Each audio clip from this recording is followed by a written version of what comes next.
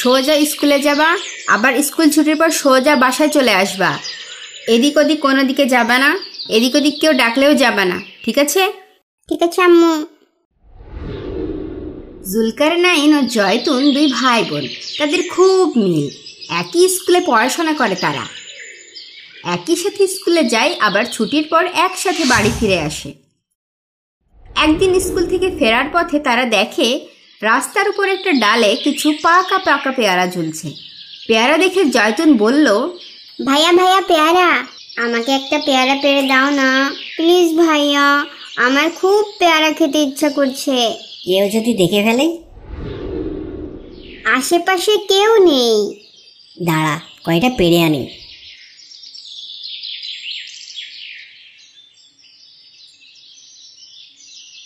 আসসালামু আলাইকুম বন্ধু জুলকারনাইন, তোমরা কি করছো? ওয়ালাইকুম আসসালাম। দেখতেই তো পাচ্ছ আমরা পেয়ারা পাড়ছি। তা তো দেখতেই পাচ্ছি, কিন্তু তোমরা কি অনুমতি নিয়েছো?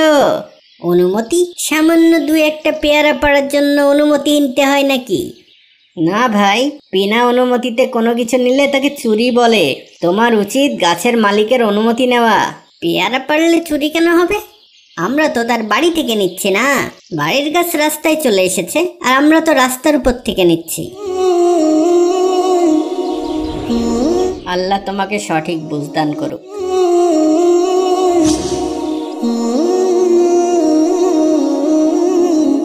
আসসালামু আলাইকুম ভাইজান।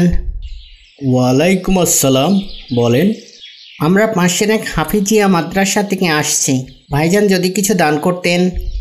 দান করতে তো সমস্যা নেই, সমস্যা হলো এই দানের টাকা তুলে তো আবার আপনারা ভাগ বাটোয়ারা করে খেয়ে ফেলেন। আস্তাগফিরুল্লাহ, এ কি বলেন ভাইজান? এটা নতুন কিছু না ভাই, এ এখন সবাই জানে, আর তাই তো রাস্তাঘাটে দান করতে সাহস করি না। হয় আপনার কথা অনেক ক্ষেত্রে সত্য, কিন্তু আমরা তো আপনার এলাকার মাদ্রাসার কথা বলছি, অপরিচিত কোনো কিছু না। আমাদের এখানে এতিম ছেলেদের হাফেজি পড়ানো হয়, কিছু কোরআন শরীফ কিনতে হবে, তাই দান চাচ্ছি। চাইলে আপনি আমাদের সাথে চলেন, আমাদের মাদ্রাসাটা একটু দেখেন, তারপর সত্য যাচাই করে দান করবেন। হ্যাঁ, সেটা করা যায়, চলুন।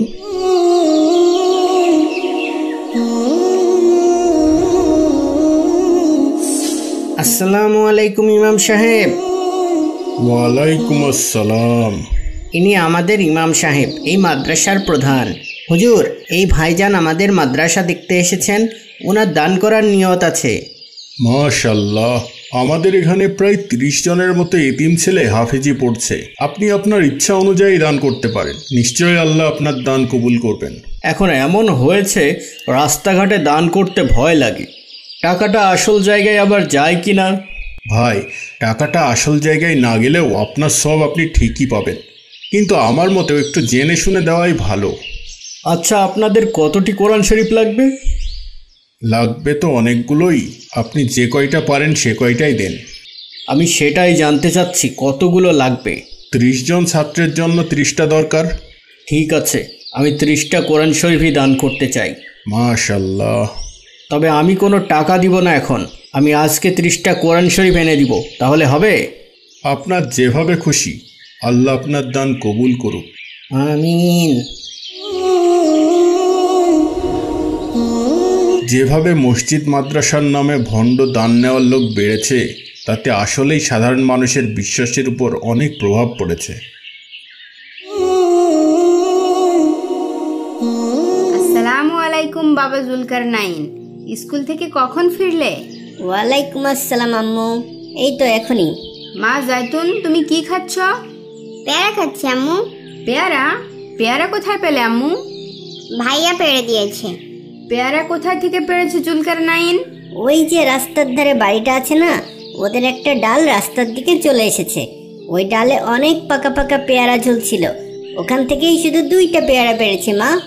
জয়তুন খুব খেতে যাচ্ছিল তাই। তুমি কি তাদের অনুমতি নিয়েছো বাবা? না আম্মু। তুমি এক্ষুনি ওই পেয়ারাগুলো তার মালিকের কাছে ফেরত দিয়ে এসো, যাও। না, আমি দেব না। যাও বললাম। কিন্তু কেন আম্মু? ও ছোট মানুষ, খেতে যাচ্ছে। কারণ তুমি পেয়ারাগুলো বিনা অনুমতিতে পেরেছো, আর বিনা অনুমতিতে গোপনে কোনো কিছু নিলে তাকে চুরি বলে ধরা হয়। কিন্তু মা, এগুলো তো সামান্য ফল। তাও এগুলো বাইরে ঝুলছিল। বাইরে হোক বা ভিতরে, কোনো মালিকের অধীনে থাকা জিনিস তার অনুমতি ছাড়া নিলে তাকে চুরি বলে। আর চুরি করা একটি কবিরা গুনাহ। ইসলামে চুরির শাস্তিও ভয়াবহ। কি শাস্তি? যে ব্যক্তি চুরি করবে তার হাত কেটে নেওয়া হবে। ওরে বাবা, আমি এক্ষুনি দিয়ে আসছি এগুলা। চল জয়তুন, তাড়াতাড়ি চল। চলো ভাইয়া, না হয় আমাদেরও হাত কেটে নেবে। তারপর তারা পেয়ারা ফিরিয়ে দিতে সেই বাড়িতে যায়। দরজায় ঠকঠক করতে একজন লোক বের হয়ে আসে। আসসালামু আলাইকুম চাচা। ওয়ালাইকুম আসসালাম। চাচা, এটা কি আপনার বাড়ি? হ্যাঁ, কেন? না মানে, তাহলে ওই পেয়ারা গাছটা তো আপনারই।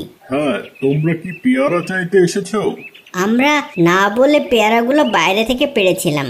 আমরা জানতাম না এটাকে চুরি বলে। আমাদের অন্যায় হয়েছে, আমাদের মাফ করে দেন।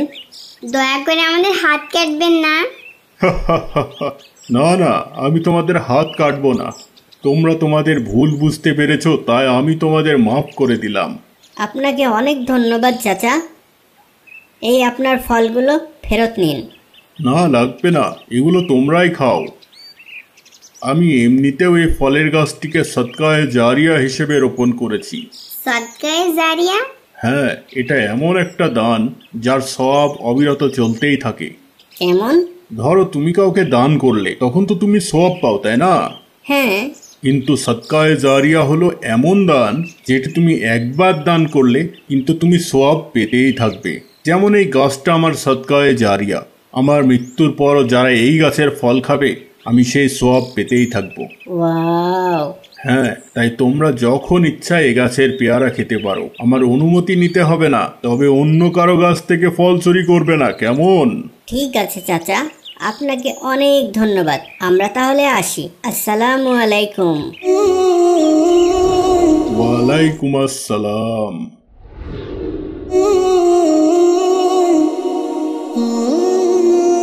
কি ব্যাপার জুলকারনাইন, তুমি পেয়ারা ফেরত দিয়ে আসোনি? আমরা ফেরত দিতে গিয়েছিলাম আম্মু, কিন্তু তিনি ফেরত নেননি। কেন?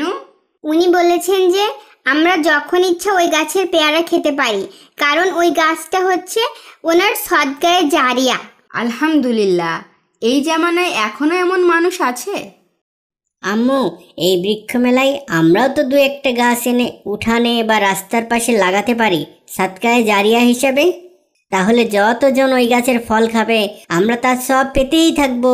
মাশাআল্লাহ বাবা জুলকারনাইন, তুমি খুব ভালো কথা বলেছো। আলহামদুলিল্লাহ বাবা। এমন আরও অনেক সদকায়ে জারিয়া আছে যেগুলো আমাদের অনবরত সওয়াব বাড়িয়ে দিতে পারে। যেমন কোনো মসজিদ মাদ্রাসায় কোরআন শরীফ দান করলে যতদিন কেউ ওই কোরআন শরীফ পাঠ করবে ততদিন সওয়াব পেতেই থাকবে। মৃত্যুর পরও?